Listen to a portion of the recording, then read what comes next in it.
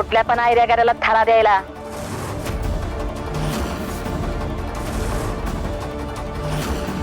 जायला सांगितलं यांना.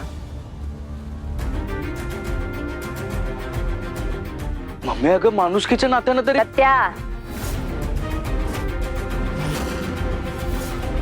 एक येळ ह्या घरात रस्त्यावरच जनावर आला असतं ना तरी काही बोलले नसते मी. आणि ह्यांना आओ मम्मी राहू दे की त्यांना. लई मोठं संकट ओढवले त्यांच्यावर. त्यांच्या अशा टाइमला आपण त्यांना साथ नाही देणार तर मग कोण देणार.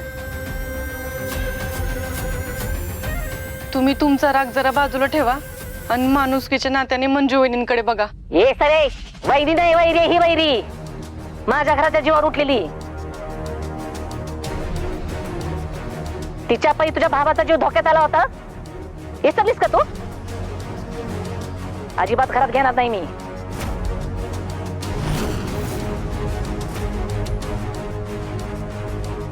ह्या घराची मालकीन मी आहे. बाबा इथं कोण येणार कोण जाणार कोण राहणार ही मी ठरवणार.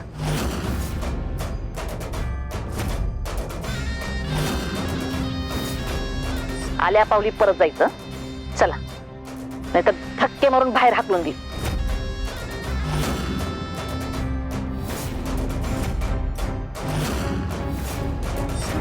मम्मी काय बोलतेस तू? अगं तुझा वाघमाऱ्यांवर राग आहे मी समजू शकतो,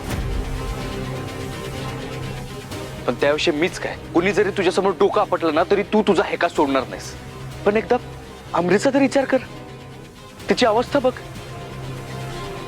अगं तिला बाळ होणार आहे मम्मी. एकदा तिचा तरी विचार कर. मी काय म्हणते ही पोर तर कशाला जन्माला घालते. धड संसार सांभाळता ना हिला मग पोर कशाला जन्माला घालायचंय. तुम्ही तिघी पण का नाही लई फाटक्या नशिबाच्या आहेत.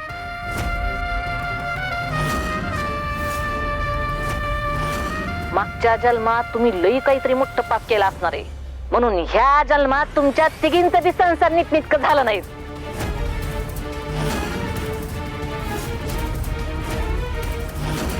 आणि त्यात ही हिज फाटक्या नशिबाचा बाळ आपल्या घरात जन्माला घालणार.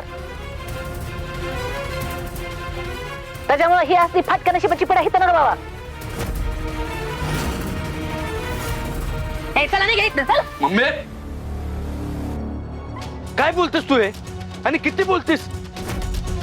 आपण काय बोलतोय कुणाला बोलतोय याचा जरा तरी भान ठेवत जा. ते काय नाही वाघमारे आई आणि अमरी तिघी पण इथंच राहणार.